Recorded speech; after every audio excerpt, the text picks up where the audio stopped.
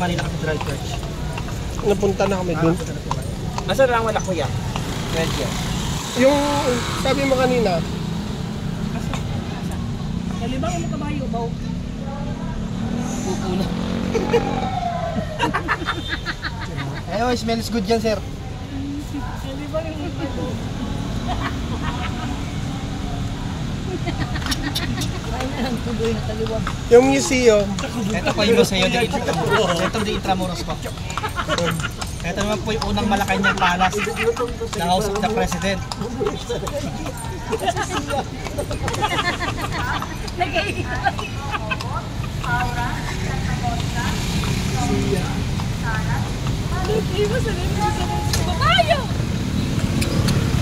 Doon ka muna oh!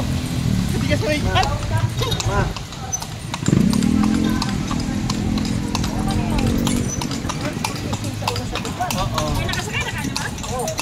Ayun na ang dito ay magiging yung kamo.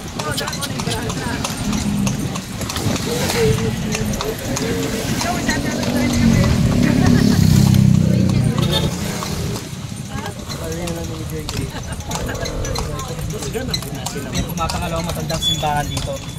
8 times po siyang na-destroyed, earthquake, and then pinakalas po niya yung Battle of Manila 1945. Ang pinaka-oldest po ay San Agustin Church. And then meaning naman po ng Muros ay intra, inside, and then Muros is wall. Inside the wall po. And then ang lawak Sa na loob ng wall, Yes. intramuros. yes, intra, inside po. And then Muros is wall. Inside the wall po. And then ang lawak po na ito ay 64 hectare and then 4.5 kilometer.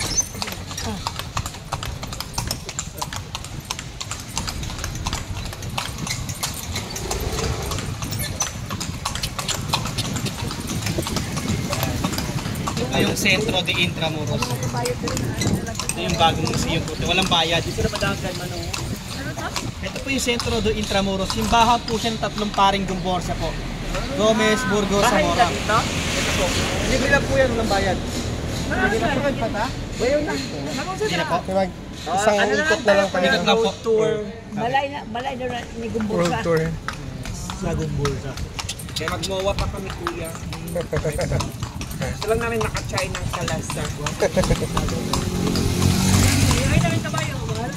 Ito naman po yung eskwela ni Dr. Rosel Rizal. Ayun, totoong kalasa ko yan oh. Hindi po. Ay, kung ko sa joke. Ito naman po yung dating Ateneo de Manila kung saan nag-aral si Dr. Rosel Rizal. Ito, Ateneo. Destroyed po during the World War II. Hindi kung naririgyo po yung Wow Philippines sa panahon po ni Nick Gordon. Ayun po yun. Yung is more fun in the Philippines. Wow, Philippines good daw. Dishot, dyan.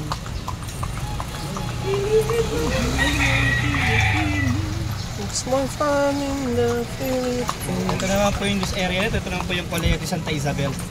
Kung saan nag-aral si yung kapatid ni Dr. Rosel na babae. And then na-destroyed during the World War II. May naging parking area na lang po.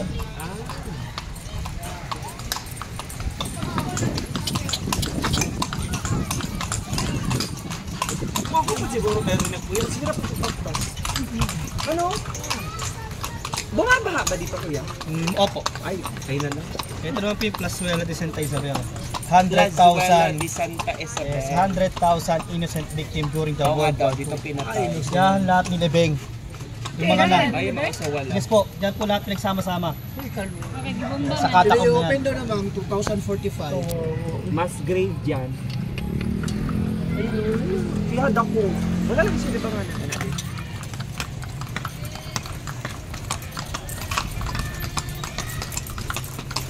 Sa kabila naman po ito naman po yung CBCB. Catholic Bishop Conference of the Philippines. The highest priest office. Diyan nag-stay si Pope Francis nung bumisita siya rito. At saka si si Cardinal Sin. Kung si Tagle. Opo. Ito naman po yung pinaka-oldest church in the Philippines, San Agustin Church. Almost 500 years. Ito pa yung nakasurvive. Ito naman po yung Casa Manila, bahay po ng mga Kastila before. Ngayon meron silang hotel, White Hotel, Barbaras, coffee shop, wedding reception area, saka museum po sa loob. Unani po ng kalye Crisologo sa vegan. Nani po. Ito yung tinatawag nitong Little Vegan. Ito di ba kuya no? Apo, Little Vegan yan. Nani gid ang kanya presolo go dito.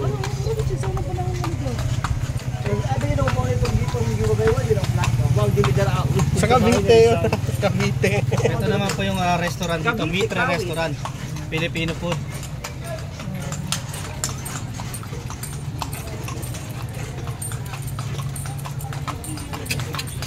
Ayan mga guardia civil. During the Spanish time.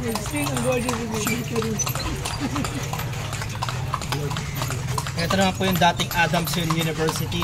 Ito. Kaya yan ako. Ngayon po yung office. Naglipat. Office na po siya ng San Miguel Beer. Ayan. Mga family ko ang pong may-ari.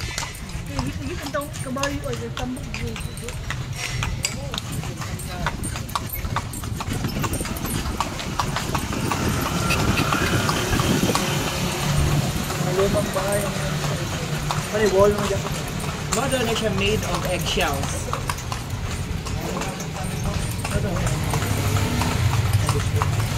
Ito pa magpagahit. Ito naman po yung original na gate during papasok dito sa loob ng Intramuros. First gate po yan. Yan po yung first gate ng mga Spanish noon. Ano? First gate po ng mga Spanish. First Yes.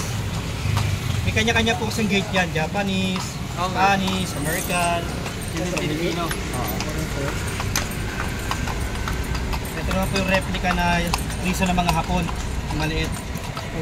Garasol. Presohan. Ito naman po yung Galleria de las Presidente de la República Filipina. 16th past President of the Philippines. Magmula kay Aguinaldo hanggang kay Duterte. Ayan po. Pinakabatang presidente, 29 years old. Emilio Aguinaldo, pinakamatanda si Duterte, 80. Ayun naman po yung pinaka-famous na hotel, Manila Hotel. Almost 150 years. Sino? Itong hotel na po Yung niyan, Manila may Hotel. puting Ay, sa building. likod. Yan. Diyan nag-stay si Douglas MacArthur saka si Michael Jackson. Wala pa po. Pagkatapos po ng term niya. Ay, depende sa ano. Ang mga pre na lifestyle. Ito naman po yung dating PMA, Military Academy. Bago po siya malipat sa Baguio City noong 1908, ito yung original. Ang PMA dito dati, before nilipat sa Baguio. Yes, noong 1908. Pero every Sunday, ginagamit pa rin po yan ng mga bagong sundalo. And during the Japanese time, ginawa pong torture chamber area yan.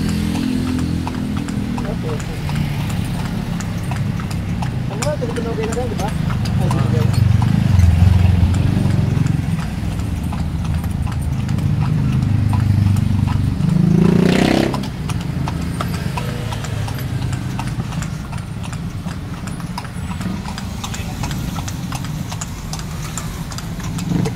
Ang payat ng Guardia Civil.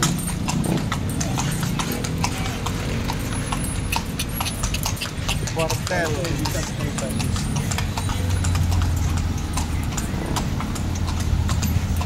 Kawawa naman yung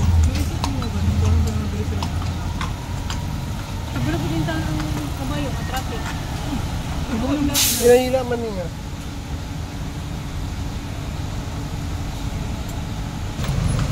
Yung tatakbo maya pagtag sa SD. Subway Sosa.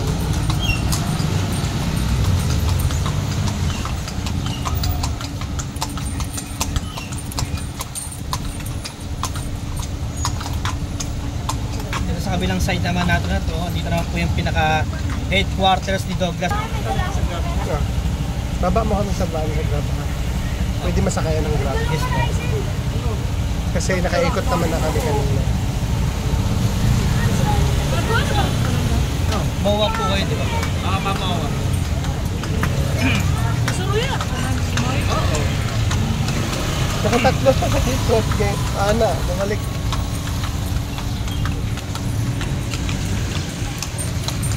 Diaterio de la Compartin. Kaya po yung Light and Sound Museum or Wax Museum. History ni Dr. Rosersan mula pagkabata hanggang sa binaril siya. Yung statwa po dyan, pag nasisinagan ng araw, gumagalaw. Ano? kasi sinagan po ng araw. Gumagalaw kasi natutunaw. Ang wax. Yes po. Magsisipin. Dati po siyang bahay ng pare, bahay po ng madre. Sabi po niya, nagkakamustahan lang po sila sa underground. Ngayon po yung PLM, pamantasan ng lungsod ng Maynila. Mga matatalino. Ano yung kamuya? Scholar. Mga social naman kami. Char. Mga social din. Mga burikat.